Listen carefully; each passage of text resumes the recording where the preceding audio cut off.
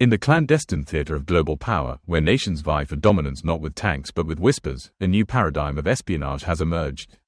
What happens when the most impenetrable fortresses of state security are breached not by force, but by an audacious act of intellectual and personal infiltration?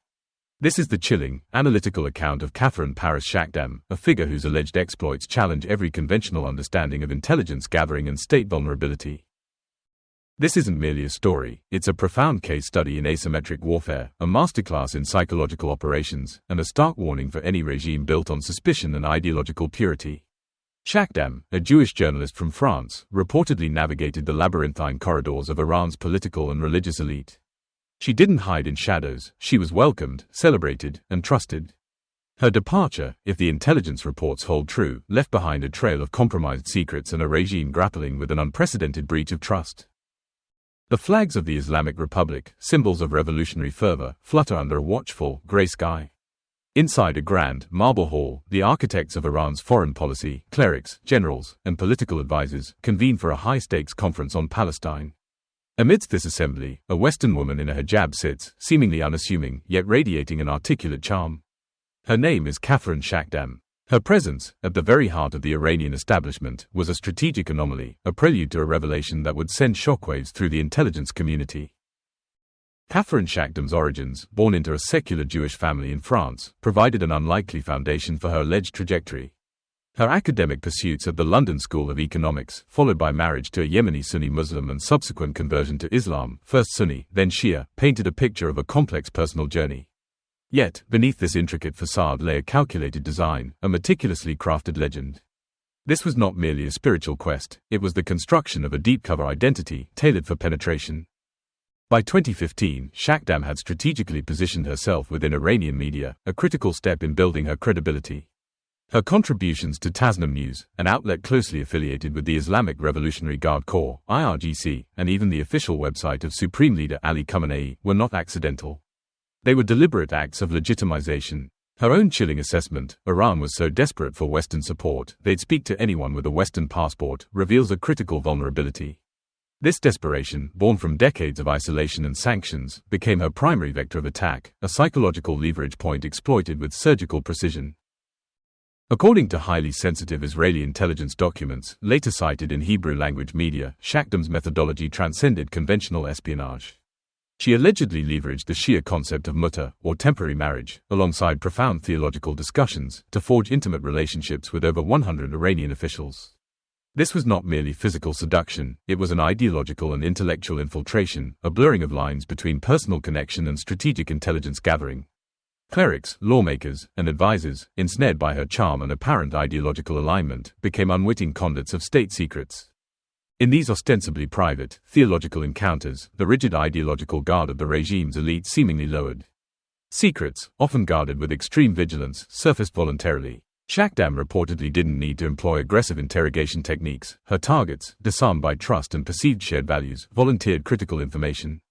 One parliamentarian, she claimed, divulged the complete contents of a closed parliamentary session during an intimate encounter. Simultaneously, her public role as a journalist for state-affiliated media provided unparalleled access, allowing her to attend sensitive state events and gain proximity to the most protected figures within the regime. This dual approach, intimate ideological engagement coupled with overt journalistic presence, created a perfect storm for intelligence extraction. For years, the true nature of her mission remained concealed, a testament to the depth of her cover. Then, in 2021, a seismic shift occurred. On her Times of Israel blog, Katherine Shakdam made a confession that reverberated through the intelligence world. She was no longer Muslim, had divorced her husband, and, most critically, her Islamic identity had always been a calculated means to infiltrate Iran and other Muslim countries. This was not a defection, it was a strategic unmasking, a deliberate act designed to maximize the psychological impact on her former targets. The Iranian response was immediate and telling. State media outlets scrambled to erase her digital footprint, disavowing her contributions and attempting to scrub her from their narratives. Yet, the damage, both to their intelligence apparatus and their international credibility, had already been done. Her subsequent claim, "They only realized I was the enemy after they had already allowed me deep into their circles," encapsulates the profound nature of the breach. This was not a failure of physical security, but a catastrophic failure of counterintelligence, a testament to the power of human vulnerability exploited by a master manipulator. Shakdam's audacious operation emerges against a backdrop of increasingly brazen Israeli intelligence activities within Iranian territory. From the targeted assassinations of nuclear scientists to sophisticated cyber attacks on critical infrastructure and the alleged Mossad operation that killed Hamas political chief Ismail Haniyeh just meters from the Iranian president's residence, the traditional battlefield has fundamentally shifted. The era of conventional warfare is giving way to a new domain of asymmetric conflict, where intelligence operations are the primary instruments of strategic influence. Espionage, in this new paradigm, has evolved beyond the cloak and dagger stereotypes. Infiltration now walks on stilettos, not in combat boots. It leverages psychological manipulation, ideological alignment, and personal vulnerabilities. Intelligence is no longer merely gathered, it is extracted through sophisticated social engineering, seduced through cultivated trust, and, in the most chilling instances, handed over voluntarily by unsuspecting targets. Whether every claim in the leaked intelligence documents is verifiable, one undeniable truth remains: Iran, a state meticulously constructed on hypervigilance and paranoia, was outplayed.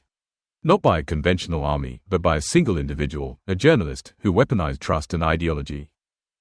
Today, Katherine Shakdam resides outside Iran, openly expressing her affinity for Israel and raising her daughter from her Yemeni marriage. While she has publicly denied being a direct Mossad agent, her admissions are equally significant. She openly acknowledges gathering vast amounts of intelligence. Crucially, she does not deny the core allegation that she penetrated the highest echelons of Iran's elite. Her story transcends mere espionage. It is a profound exploration of the fault lines within authoritarian regimes, exposing vulnerabilities rooted in ideology, gender dynamics, identity politics, and, most critically, misplaced trust. It serves as a chilling reminder of how even the most guarded states can be breached, not by brute force, but by their own inherent desperation. A desperation to be understood, to be validated, or even, in a twisted sense, to be loved by those they perceive as outsiders. This case study offers invaluable insights for intelligence services worldwide, highlighting the critical importance of human intelligence, HUMINT, and the psychological dimensions of counter-espionage.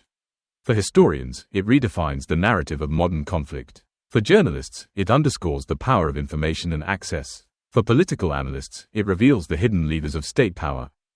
History is not solely shaped by grand declarations of war or meticulously negotiated treaties.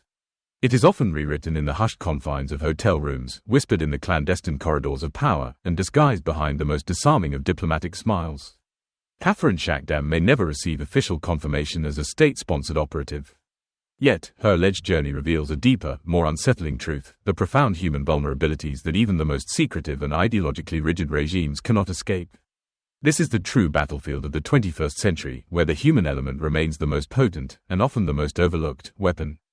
This is History Unburied. If this analytical deep dive into the shadows of espionage left you questioning everything you thought you knew about state security and human intelligence, you are not alone. Subscribe for more rigorous investigations into the hidden narratives shaping our complex world. Comment below: is Shakdam a hero, a traitor, or a figure far more complex, a mirror reflecting the vulnerabilities of an entire geopolitical system? Your insights are crucial to understanding this evolving landscape.